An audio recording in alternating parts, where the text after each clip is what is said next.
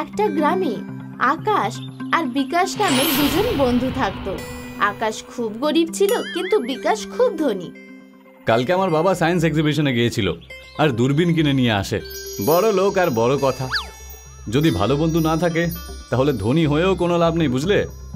চল, আমি কাল তোকে লস্যি খাইয়েছিলাম, আজ তুই সিঙ্গারা খাওয়া। চল বাজার যাই। আকাশ আর বিকাশ বাজার গেল আর গিয়ে দেখলো খুব ভিড় হয়ে আছে দোকানে। দুই বন্ধু দোকানের কাছে গেল। কাকা, দোকানে তো ভিড় কেন?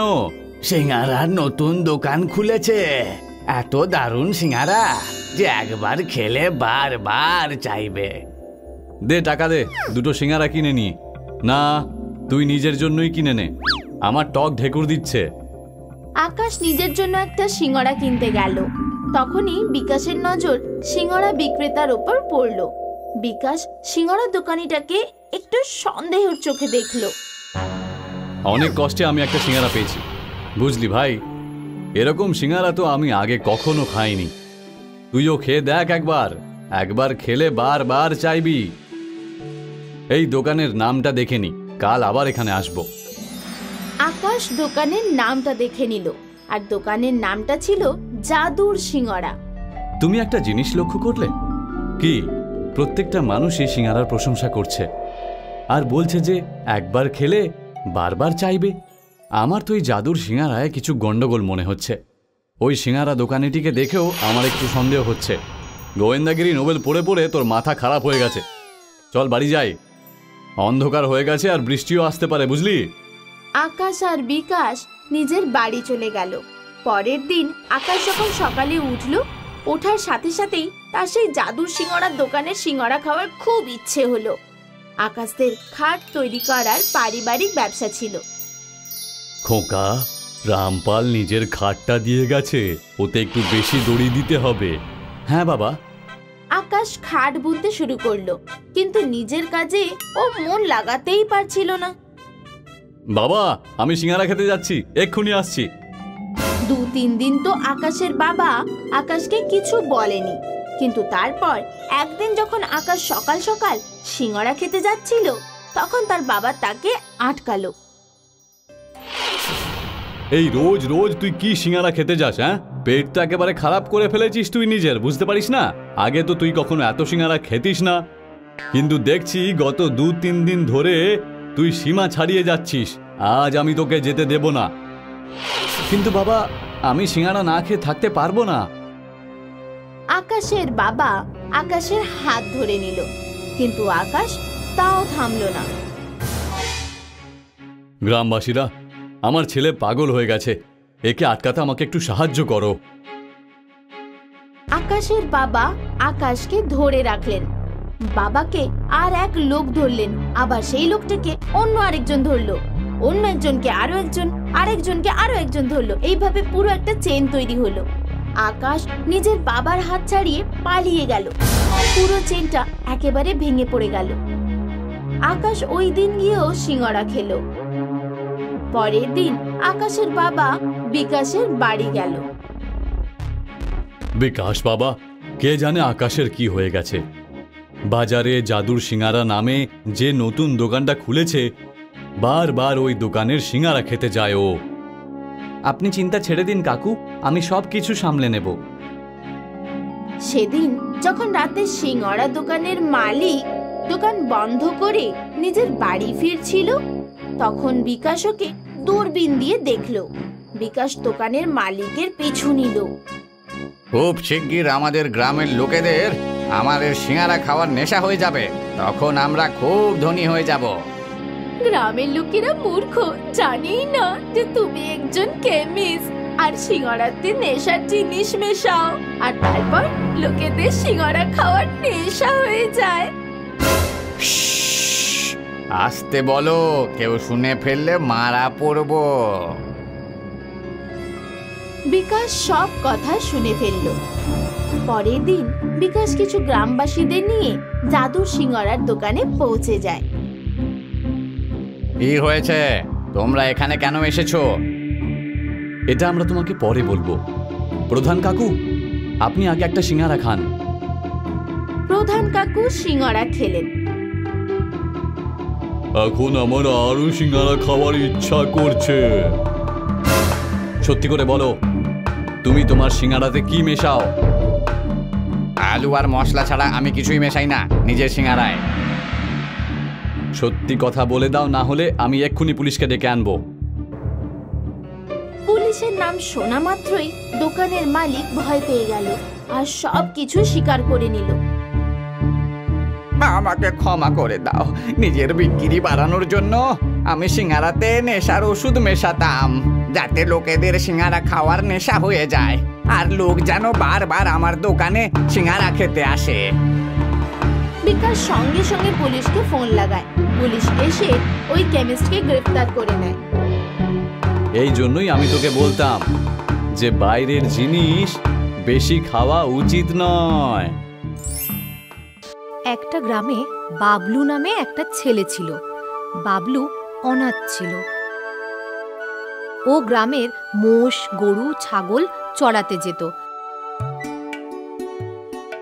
বদলে গ্রামের লোকেরা ওকে অনেক মিষ্টি খেতে দিত। মিষ্টি খেয়ে বাবলু খুব খুশি হয়ে যেত। বাবলু রোজ পশুদেরকে জঙ্গলে চড়াতে নিয়ে যেত আর বসে বাঁশি বাজাতো। একদিন গ্রামে বাসন্তী পঞ্চমীর পুজো ছিল। ওই দিন বাবলু অনেক মিষ্টি পায়। যখন বাবলু জঙ্গলে বসে মিষ্টি খাচ্ছিল, একটা বুড়ো লোক বাবলুর কাছে আসে। পুত্র, 3-4 দিন ধরে উপোসে আছি, কিছু খাইনি, কিছু মিষ্টি আমাকেও দাও না। বাবলু তার অর্ধেক মিষ্টি ওই বুড়ো লোকটাকে দেয়। বুড়ো মিষ্টি হাতে নিতেই এক বনদেবতার রূপ ধারণ করে। তুমি খুব দয়ালু বাবলু, তুমি না বুঝে অর্ধেক মিষ্টি আমাকে দিয়েছ। আমি তোমার ওপরে খুশি হয়েছি, খুব খুশি। আমি তোমায় 4টে জিনিস দেব, যা তোমার দুঃসময় তোমার কাজে আসবে। বনদেবতা বাবলুকে 3টে ঝুড়ি দিল। শোনো বাবলু, প্রথম ঝুড়িতে ঝড় আছে, দ্বিতীয় ঝুড়িতে বজ্রবিদ্যুৎ সহ বৃষ্টি আছে, আর তৃতীয় ঝুড়িতে আগুন আছে। এটা বলে বনদেবতা অদৃশ্য হয়ে যান। বনদেবতা বললেন আমাকে 4টে জিনিস দেবেন। কোনো ব্যাপার না, এই 3টে জিনিসেই যথেষ্ট। বাবলু তার কাছে বেঁচে যাওয়া মিষ্টি পুরো খেতে পারল না। মিষ্টিগুলো মাটিতে পুঁতে দিয়ে চলে যায়। পরের দিন বাবলু ওই জায়গায় এসে দেখল, সে যেখানে ওই মিষ্টি পুঁতেছিল ওখানে একটা মিষ্টির গাছ হয়ে গেছে, আর তাতে তাতে অনেক মিষ্টি হয়েছে।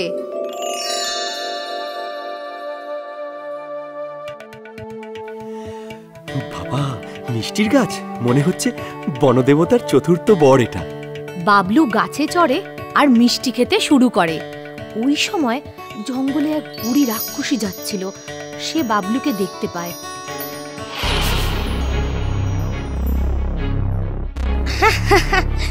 আরে, আজ তো অনেক বড় শিকার পেয়েছি। একে তো মশলাদার তরকারি করে খাবো। কিন্তু তার আগে একে তো গাছ থেকে নামাতে হবে। বুড়ি রাক্ষসী এক সুন্দরী রমণীর রূপ ধারণ করে, গাছের তলায় আসে আর বাবলুকে বলে, আরে বাবলু, গাছে এত মিষ্টি ফুলেছে, যদি তুমি কিছু কিছু মিষ্টি আমাকে পেরে দাও, আমিও খেতে পারি। ঠিক আছে, আমি মিষ্টি নিচে ফেলছি, তুমি খেয়ে নাও। আরে বাবা, তুমি যদি মিষ্টি নিচে ফেলো, মিষ্টি তো নোংরা হয়ে যাবে।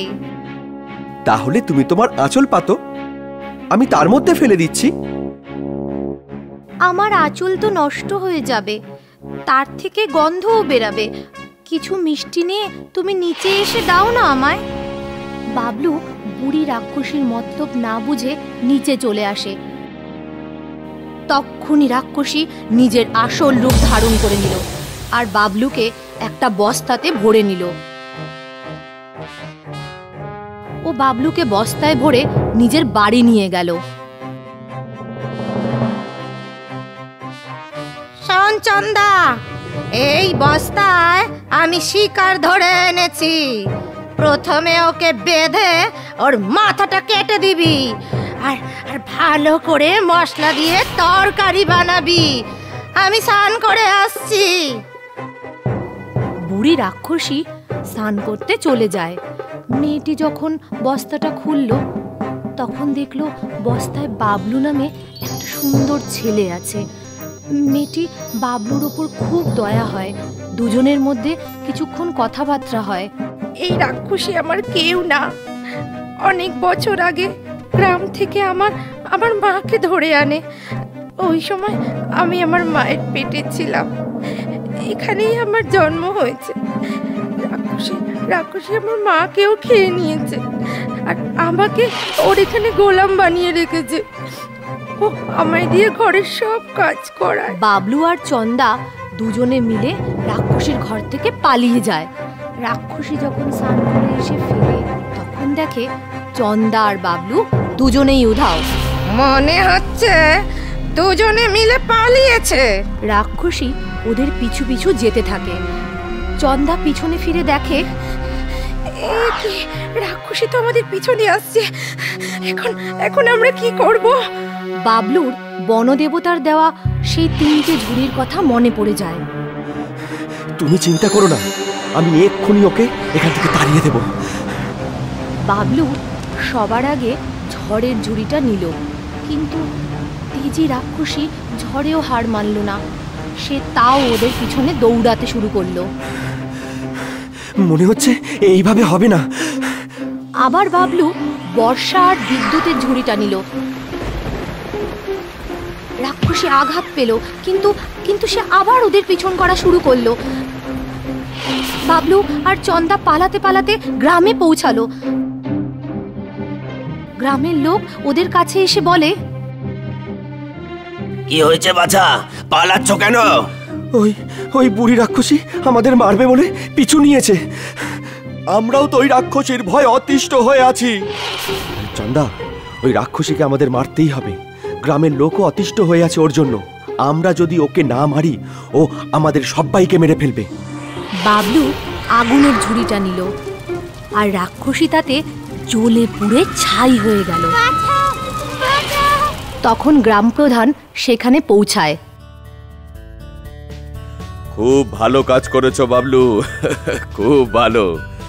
ওই রাক্ষসী আমাদের গরু ছাগল সব খেয়ে নিত। হ্যাঁ, ঠিক ঠিক।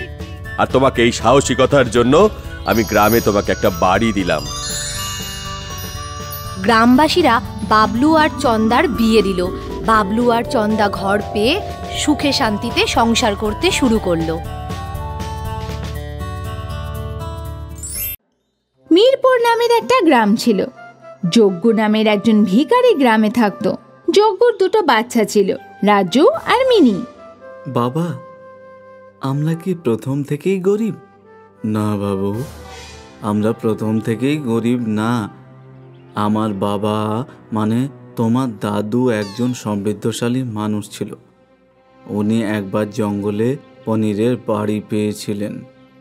ওই বাড়ি থেকে যত ইচ্ছে পনির নেওয়া যেত। বাবা জাদুর পনির বাড়ি থেকে পনির নিয়ে আশেপাশে সব শহরে বিক্রি করত। পনির বিক্রি করে আমার বাবা খুব বড় লোক হয়ে গিয়েছিল। কিন্তু একদিন গ্রামের প্রধান কবির সিং জাদু পনিরের বাড়ির কথা জেনে গেল। উপেন্দ্র, আমি শুনেছি যে তুমি জঙ্গলে একটা পনিরের বাড়ি পেয়েছো। হ্যাঁ প্রধান বাবু, আমি পেয়েছি, আর তার জন্য আমি এত বড় লোক হতে পেরেছি। এখন টাকা পয়সার দিক থেকে কয়েকদিনের মধ্যেই আমি তোমাকেও হারিয়ে দেব। পুরো শহরে যত বেড়া আছে তাদের সবাইকে আমি পনির সাপ্লাই করি। এই গোটা গ্রামের সব কিছুর ওপর সবার আগে আমার অধিকার আছে। তুমি আমাকে না বলে জাদু পনিরের বাড়ি থেকে অনেক রোজগার করেছো, তাই তুমি এর শাস্তি পাবে। প্রধান বাবু বাবার থেকে সব কিছু কেড়ে নিল আর বাবাকে গ্রাম থেকে বের করে দিল। কিন্তু বাবা গ্রামের কাছাকাছি ঘুরে বেড়াতো, আর যখন কেউ ওনাকে কাজ দিল না তখন ভিক্ষা করে সংসার চালাতে লাগলো। বাবু, তখন থেকেই আমরা গরিব। বাবা, ওই পনিরের বাড়ি কি এখনো জঙ্গলে আছে? না, এখন ওই পনিরের বাড়ির কোনো খোঁজ নেই। যখন প্রধান বাবু পনিরের বাড়ি থেকে পনির নিতে গেল, তখন ওই বাড়ি উধাও হয়ে গেছিল। তখন থেকেই ওই পনিরের বাড়ির কোনো খোঁজ নেই। মাঝে মাঝে যজ্ঞর পরিবারের খুব খারাপ অবস্থা হয়ে যেত। বাবা, আজকে রাজু জ্বর এসেছে, আমরা দুজনে 2 দিন ধরে কিচ্ছু খাইনি, কিছু খাবার নিয়ে আসো না। হ্যাঁ মিনি, আমি এক্ষুনি কারোর বাড়ি থেকে কিছু চেয়ে আনছি। সেদিন যজ্ঞ গ্রামের বাড়ি বাড়ি ঘুরে বেড়ালো, কিন্তু কেউ ওকে কিছুই দিল না। যজ্ঞ যখন প্রধানের বাড়িতে গেল, তখনও বাড়ির ভেতর থেকে গরম গরম পরোটার গন্ধ পেল। প্রধান বাবু, দরজা খুলুন, আমি যজ্ঞ। আমার বাচ্চারা অসুস্থ আর ক্ষুধার্ত, ওদের কিছু খাবার দিন। যজ্ঞ, তুই আবার এখানে এসেছিস? চলে যা এখান থেকে, নয়তো এখনই আমার চাকরদের বলে তোকে গ্রামের বাইরে বের করে দেবো। তোকে গ্রামে থাকতে দিচ্ছি, ওটাই আমি করুণা করছি ভাব। প্রধানজি তার লোকেদের পাঠাবার আগে যজ্ঞ রাস্তার একটা কোনায় লুকিয়ে বসে পড়ল। কিছুক্ষণ পরে প্রধানজি তার বাড়িতে তালা দিয়ে ওনার লোকেদের নিয়ে চলে গেল। যজ্ঞ ভাবল যে ও ওর বাচ্চাদের জন্য খাবার চুরি করবে। পাঁচিল থেকে লাফ মেরে যজ্ঞ প্রধানের বাড়িতে ঢুকে পড়ল। ও 5-6টা পরোটা চুরি করে দৌড়ে পালালো। সেদিন যজ্ঞর পরিবার পরোটা খেয়ে পেট ভরালো। ভরা দুপুরে যখন সারা গ্রাম ফাঁকা ছিল আর যজ্ঞ আর ওর বাচ্চারা ঘুমোচ্ছিল, তখনই হঠাৎ কেউ যজ্ঞর বাড়ির দরজা ভেঙে ফেলল। যজ্ঞ আর ওর ছেলে মেয়ে ভয় কেঁপে উঠল। দরজার কাছে প্রধানজি আর ওনার লোকজন লাঠি নিয়ে দাঁড়িয়েছিল। যজ্ঞ, তোর সাহস এত বেড়ে গেছে যে তুই আমার বাড়িতে ঢুকে চুরি করলি? আমি তোর সব কুকীর্তি সিসিটিভি ক্যামেরায় দেখে এসেছি। তোমরা ভালো করে যজ্ঞকে মারধর করো আর এই 3 জনকে গ্রামের বাইরে ফেলে দাও। এই কথা বলে প্রধানজি ওখান থেকে চলে গেল। প্রধানজির 2 জন চাকর যজ্ঞকে খুব বাজেভাবে লাঠি দিয়ে মারতে লাগলো। রাজু আর মিনি ওর বাবাকে এইভাবে মার খেতে দেখতে পারল না। দুজনে ওদের গুলটি নিয়ে প্রধানজির 2 জন চাকরের মাথায় পাথর ছুড়ল। ওই লোকগুলো ওদের মাথা ধরে বসে পড়ল। আরে আরে, মেরে ফেললো রে! বাবা, তাড়াতাড়ি পালাও! ওরা 3 জন বাড়ি ছেড়ে জঙ্গলের দিকে পালালো। প্রধানজির 2 জন লোক ওদের পেছনে দৌড়ালো। যজ্ঞ, কত দূর পালাবি? তোকে আর তোর বাচ্চাদের আমি ছাড়বো না। প্রধানজির 2 জন লোক খ্যাপা কুকুরের মতো যজ্ঞ আর ওর বাচ্চাদের পিছনে দৌড়াচ্ছিল। এই আমরা কোন মুশকিলে পড়লাম বাবা, এখন কি করব? যজ্ঞর মনে হচ্ছিল যে ও আর ওর বাচ্চারা বাঁচবে না। তখনই হঠাৎ যজ্ঞ আর ওর বাচ্চারা পনিরের বাড়ি দেখতে পেল। ওরা 3 জন পনিরের বাড়ির ভেতরে ঢুকে গেল। প্রধানজির লোকেরা পনিরের বাড়ি অবধি পৌঁছানোর আগেই পনিরের বাড়ি উধাও হয়ে গেল। পনিরের বাড়িতে তোমাদের স্বাগতম। এই জাদুর বাড়ি থেকে তোমাদের যা ইচ্ছা তত পনির নিতে পারো। তুমি কি সেই পুরনো পনির বাড়ি যা আমার বাবা পেয়েছিল? হ্যাঁ, আমি ওটাই। আমি তোমার বাবাকে না করেছিলাম আমার দ্বারা রোজগার করা টাকা পয়সার অহংকার না করতে। যদি আমার ব্যাপারে কেউ কিছু জেনে যায় তাহলে আমি উধাও হয়ে যাব। কিন্তু তোমার বাবা তো শোনেনি, আর শেষমেশ প্রধানবাবু আমার ব্যাপারে জেনে গেল, আর তখন আমায় উধাও হতে হলো। তুমি এই ভুল করো না যা তোমার বাবা করেছিল। না, আমি এরকম ভুল করব না, আর তোমার কথা কাউকে বলবো না। কিন্তু আমি না বললেও যদি কেউ তোমার কথা জেনে যায় তাহলে কি হবে বলো তো? তুমি ওসব নিয়ে ভেবো না, আমি সেসব সামলে নেব। সবার আগে যজ্ঞ আর ওর বাচ্চারা পেট ভরে পনির খেলো। পনিরটা তো খুব দারুণ খেতে বাবা, মনে হচ্ছিল যেন ভ্যানিলা ফ্লেভারের আইসক্রিম দুধ দিয়ে খাচ্ছি আমি। বাচ্চারা, আমরা কাল থেকে পনির বিক্রি করতে যাব, কিন্তু আমরা অতিরিক্ত রোজগার করব না। আমরা ততটাই বিক্রি করব যতটা আমাদের দরকার পড়বে। ওদিকে প্রধানজি রেগে গিয়ে পাগল হয়ে যাচ্ছিল। তোমরা দুজনে আমার নাম মাটিতে মিশিয়ে দিলে, দুজনে মাথায় আঘাত পেয়ে চলে এলে, আর বলছো ওরা তিনজন হঠাৎ জঙ্গলে উধাও হয়ে গেল। এখন আমাকে রঙ্গা আর মুন্নাকে পাঠাতে হবে। প্রধানজি ও লোকেদের জঙ্গলের বাইরে পাহারায় বসিয়ে দিল।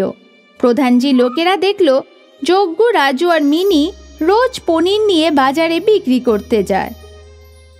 ওরা এই কথাটা প্রধানজিকে গিয়ে বলল। আগের বার ওই পনিরের বাড়ি কে জানে কোথাও উধাও হয়ে গিয়েছিল, এইবার আমার ওটা যেভাবেই হোক চাই। পরের দিন যখন এই যজ্ঞর পরিবার জঙ্গলের বাইরে গেল, তখন প্রধানজি ওদের ধরে ফেলল আর তিনজনের হাত বেঁধে দিল। এখন তোমরা তিনজন চুপচাপ আমাকে ওই পনিরের বাড়িতে নিয়ে যাবে, নইলে আমি তোমাদের এমন হাল করব যে তোমরা নিজেদের চিনতে পারবে না। যজ্ঞ, রাজু আর মিনি প্রধানজিকে থেকে অনেকক্ষণ ধরে ঘোরাতে থাকলো, কিন্তু পনিরের বাড়ি অবধি নিয়ে গেল না। যজ্ঞ, অনেকক্ষণ হয়ে গেছে, মনে হচ্ছে তুই আমার সাথে চালাকি করছিস। চাকররা, ওর বাচ্চাদের গভীর পুকুরে ফেলে দাও। না না না, এরকম কিছু করবেন না, আমি নিয়ে যাচ্ছি। শেষমেশ যজ্ঞ প্রধানজিকে পনিরের বাড়িতে নিয়ে গেল। তো এই হলো পনিরের বাড়ি। চাকররা, ওদের গাছের সাথে বেঁধে দাও, আমরা পনিরের বাড়ির ভেতরে ঘুরতে যাব। ওরা তিনজন যেই ভেতরে গেল, অনেক পনির ওদের মাথার ওপর পড়ল। প্রধানজি আর ওনার লোকেরা পনিরের চাইয়ের নিচে চাপা পড়ে গেল। ও, কেউ বাঁচাও, আমাদের বাইরে বের করো, আমার দম বন্ধ হয়ে গেছে, আমার দম নিতে কষ্ট হচ্ছে। প্রধান বাবু, আগে তুমি কথা যাও যে তুমি কোনোদিন যজ্ঞর পরিবারকে বিরক্ত করবে না আর আমায় কখনো খুঁজবে না। ঠিক আছে ঠিক আছে, আমি কথা দিচ্ছি, আমি গ্রামের কোনো লোককে বিরক্ত করব না। আমায় বাঁচাও, বাঁচাও আমায়। তখনই ওদের ওপর পড়া পনিরের চাই উধাও হয়ে গেল। প্রধানজি আর ওনার লোকেরা যজ্ঞ, রাজু আর মিনিকে খুলে দিল আর তারপর নিজেদের বাড়ির দিকে পালালো। এই গল্পটা হলো মথুরার লালনের।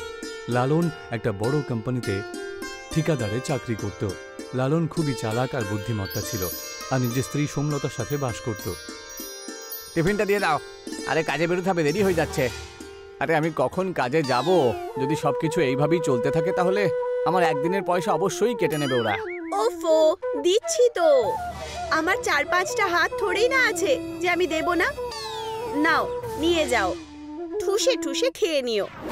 আমি এই জন্যই বলি যে চাকরিটা ছেড়ে দাও আর আমার সাথে ব্যবসার কাজ করো, কিন্তু তুমি তো আমার কথাই শোনো না। আরে ব্যবসার কোনো ঠিকঠাক থাকে না, বুঝেছো? কাজটা ভালো, সেই জন্য সময় মতন আমরা মাসে মাসে মাইনে তো পেয়ে যাচ্ছি। এখন আমি কি করব? যেমনটা তোমার ঠিক লাগে। লালন নিজের কার্যালয়ের দিকে রওনা দেয় আর সেখানে গিয়ে সে দেখতে পায় যে অনেক ভিড় রয়েছে। আরে এত ভিড় এখানে কি হয়েছে, কি ব্যাপারটা কি? একটু গিয়ে দেখি তো। লালন সেখানে গিয়ে দেখে, তারপর সে লক্ষ্য করে যে ওখানে একটা বোর্ড লাগানো রয়েছে। কোম্পানিতে লোকসান হওয়ার কারণে সমস্ত কর্মচারীদেরকে বের করে দেওয়া হচ্ছে। তার মানে হলো যে আমাদের সবাইকে কাজ থেকে বের করে দিয়েছে। হায় হায় হায়, এসো এসো, আমার বউ বাচ্চাকে কে সামলাবে? আমার পরিবারের কি হবে? আরে কোনো নোটিশ না দিয়ে, কিছু না বলে আমাদেরকে কি করে বের করতে পারে? এত বছর ধরে আমরা এই কোম্পানিতে চাকরি করছি। চাকরি চলে যাবার কারণে এই ভয়ে ভয়ে লালন মন খারাপ করে বাড়িতে ফিরে আসে। লালনকে চিন্তিত দেখে ওর স্ত্রী ওকে বলে, তোমাকে তো অনেক চিন্তিত মনে হচ্ছে, কি হয়েছে আপনার? আর এটা কি? টিফিনও এরকমই ফেরত নিয়ে এলে, এটাও খেলে না তুমি? আরে সকালে তো তুমি ঠাট্টা করছিলে, তোমার কথাই সত্যি হয়ে গেল, আমাকে কাজ থেকে বের করে দেওয়া হয়েছে। আর শুধু আমাকেই নয়, বরং সমস্ত কর্মচারীকে কাজ থেকে বের করে দিয়েছে গো। কি বললে তুমি? এটা কি করে সম্ভব হতে পারে? এত বছর ধরে আপনি কাজ করছেন ওখানে, আর এখন হঠাৎ করে চাকরি থেকে বার করে দেওয়া এটা তো খুবই অন্যায় কথা। এটা তো অনেক বড় অন্যায়। আরে কিছুই বুঝতে পারছি না, এখন আমি কি করব, কোথায় যাব, কার কাছ থেকে গিয়ে সাহায্য চাইবো? যেই কাজটা তুমি করছিলে এটা আর কোথাও নেই। আমাদেরকেই অন্য কোনো রাস্তা খুঁজে বার করতে হবে। আমি একেবারে বুঝে গেছি যে আচ্ছা ততক্ষণ যদি আমরা ব্যবসা করি সিঙ্গারা বিক্রি করার। তুমি তো খুব ভালো সুস্বাদু সিঙ্গারা তৈরি করো, তাই না? এটা তো তুমি আমার মনের কথা বললে গো। আমরা এরকমটাই করব। আমি সিঙ্গারা বানাবো আর তুমি গ্রামে গ্রামে গিয়ে ওই সিঙ্গারাগুলো বিক্রি করো। সোমলতা আর লালন দুজন মিলে সিঙ্গারা তৈরি করা শুরু করে দেয়। সোমলতা নিজের হাতে সিঙ্গারা বানাতে শুরু করে আর লালন সেগুলো একটা বড় ঠেলাগাড়িতে রেখে বিক্রি করার জন্য বেরিয়ে পড়ে। আজকে আমাদের প্রথম দিন, ঈশ্বরের কাছে প্রার্থনা করো যেন সবকিছু খুব ভালো হয়। তুমি তার চিন্তা করো না, সব ভালোই হবে। লালন নিজের গ্রাম থেকে অন্য গ্রামে গিয়ে সিঙ্গারা বিক্রি করতে শুরু করে। সিঙ্গারা, গরম গরম সিঙ্গারা, যে একবার খাবে সে হাসবে আর যে খাবে না সে মন খারাপ করবে। আরে আরে, এই দেখো, মনে হচ্ছে নতুন সিঙ্গারাওয়ালা এসেছে। চলো চলো গিয়ে খেয়ে দেখি তো। আরে গন্ধ ভালোই বেরোচ্ছে, চল আমরা পেট ভরে সিঙ্গারা খাবো। আর আজকে সিঙ্গারার টাকাটা আমি দেব, কিন্তু এই সিঙ্গারাগুলো আমার তরফ থেকে। আমি চাকরি পেয়েছি না, তারই পার্টি ভাবো। লালনের কাছে অনেক লোকজন চলে আসে আর কিছুক্ষণের মধ্যেই ওর সমস্ত সিঙ্গারা প্রথম দিনেই কয়েক ঘন্টার মধ্যে বিক্রি হয়ে যায়। লালন খুবই খুশি হয়, কিন্তু অন্যদিকে অন্য সিঙ্গারার ব্যবসায়ীদের খুবই লোকসান হতে শুরু হয়ে যায়। তখন সোমনাথ আর নিতিন একে অপরকে বলতে শুরু করে, এই সিঙ্গারাওয়ালার কারণে আমাদের একটা সিঙ্গারাও বিক্রি হয় না, সব পয়সা নষ্ট হয়। আরে তোমার যে অবস্থা আমারও তাই অবস্থা, বুঝলে? ও হঠাৎ করে এলো থেকে আমাদের ব্যবসা পুরো জলাঞ্জলি হয়ে গেল যে। এই যে গিন্নি, শুনছো? কোথায় আছো তুমি? খুব খুশি মনে হচ্ছে তোমাকে। কি হয়েছে বলো? এই দেখো কত টাকা, আমার সমস্ত সিঙ্গারা বিক্রি হয়ে গেছে, বুঝেছো? ঠিকই বলেছিলে তুমি, যদি কাজ করতাম তাহলে এত টাকা আমি কখনোই রোজগার করতাম না, বুঝেছো? এখন থেকে তুমি আমাকে আরো সিঙ্গারা বানিয়ে দিও, আমি সেগুলো সব বিক্রি করব, অনেক লাভ হবে আমাদের। হ্যাঁ, এটাও কোনো বলার কথা নাকি? আমি আরো বেশি আর আরো টেস্টি সিঙ্গারা বানিয়ে দিয়ে দেব। সমস্ত টাকা পয়সা লালন সোমলতাকে দিয়ে দেয়। পরের দিনের জন্য সোমলতা অনেক বেশি সিঙ্গারা তৈরি করে আর সেগুলো নিয়ে গিয়ে লালন আবার সেই গ্রামে বিক্রি করার জন্য বেরিয়ে পড়ে আর সেখানে ঠেলাগাড়ি নিয়ে সিঙ্গারা বিক্রি শুরু করে দেয়। এইভাবেই লালন কয়েকদিন কাটিয়ে ফেলে। তখন নিতিন আর সোমনাথ ঠিক করে যে এই লালনের বাচ্চাটা কিছু একটা করতে হবে। আমার কাছে একটা নেশার ওষুধ রয়েছে, ওর সিঙ্গারার মধ্যে সেগুলো মিশিয়ে দেব।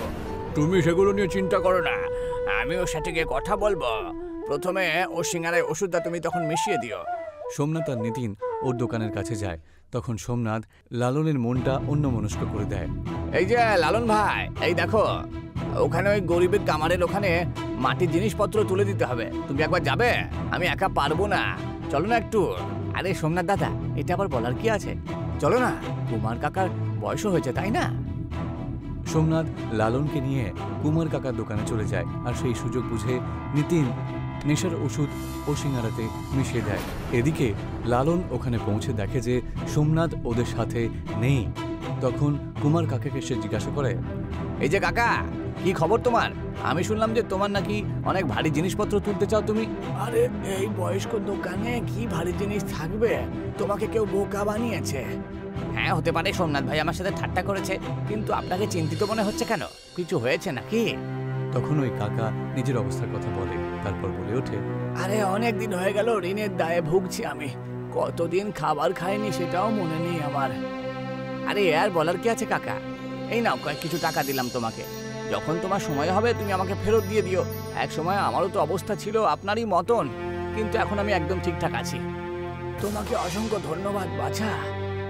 লালন সেই বুড়ো কাকাকে টাকা দিয়ে চলে যাচ্ছিল, তখনই সেই বুড়ো তাকে বলে, যাবার আগে আমি তোমাকে একটা সত্যি কথা বলতে চাই যে এই সোমনাথ আর নিতিন তোমার সিঙ্গারার উপরে নেশার ওষুধ মিশিয়ে দিয়েছে। ওদেরকেই আলোচনা করতে আমি শুনেছিলাম, বুঝেছো? তুমি আমাকে সাহায্য করেছো, তাই আমি তোমাকে এই কথাটা বলে দিলাম। নেশার ওষুধ? কিন্তু কেন?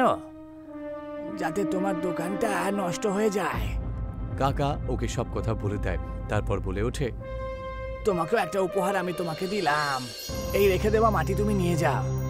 এই মাটির মধ্যে এমন কি আছে কাকা এটা দেখতে তো একটা সাধারণ মাটিই বটে।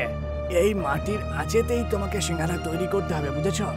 মাটিতে পুঁতে তারপর দেখো যে সিঙ্গারা তুমি এটা দিয়ে তৈরি করবে সেটা জাদু সিঙ্গারা তৈরি হবে। যখন মাটি শেষ হয়ে যাবে তখন আবার এসে নিয়ে যেও। মাটির সিঙ্গারা খাবার পরে লোকেরা দৌড়ে দৌড়ে তোমার কাছে আরো সিঙ্গারা চাইতে আসবে। লালন ঠিক সেরকমই করে। ওই কাকার মাটি আর নিজের ঠেলাগাড়ি নিয়ে বাড়ি চলে আসে আর সমস্ত কথা সোমলতাকে বলে দেয়। তারপরে সোমলতা বলে, মাটির সিঙ্গারা এটা আবার কি গো? এটা তো আমিও বানাতে চাইবো। তাহলে দেরি করছো কেন? চলো আমরা এই জাদু মাটি দিয়ে জাদু সিঙ্গারা তৈরি করে দাও। সোমলতা সিঙ্গারার মধ্যে আলু আর মশলা ভরে তৈরি করে দেয়। লালন খাল কেটে ওই মাটিটা খালের মধ্যে পুঁতে দেয়। তারপর সিঙ্গারাগুলো তাতে পুঁতে দিয়ে কাঠে আগুন লাগিয়ে দেয়। আগুনের সেই গরম আঁচে সামোসা তৈরি হতে শুরু হয়ে যায় আর তার গন্ধ চারিদিকে ছড়িয়ে পড়ে। সুগন্ধ তো খুব ভালো আর মজাদার। এই সিঙ্গারাগুলো নিশ্চয়ই টেস্টি হবে। আমি তো আর থাকতে পারছি না। জাদুর মাটির সিঙ্গারা খুব সুস্বাদু ছিল আর সেই মাটির সিঙ্গারা নিয়ে লালন বিক্রি করতে যায়। মাটির সিঙ্গারা নিয়ে যাও, মাটির সিঙ্গারা। মাটির সিঙ্গারা আবার কি রে? চলো গিয়ে খেয়ে দেখি তো। আমিও গিয়ে খাবো। যেই সবাই শুনতে পায় মাটির সিঙ্গারার কথা তখন সে সিঙ্গারা খাবার জন্য দোকানের সামনে অনেক লাইন লেগে যায় আর লালনের অনেক বেশি বিক্রি শুরু হয়ে যায়। আর সেই বিক্রি হওয়ার কারণে নিতিন আর সোমনাথ দোকান বন্ধ করে বসতে হয় আর লালনের জাদুর মাটির সিঙ্গারা খুব বেশি বিক্রি হতে শুরু হয়ে যায় আর তার কারণে ওর পরিবার আনন্দে দিন কাটায়।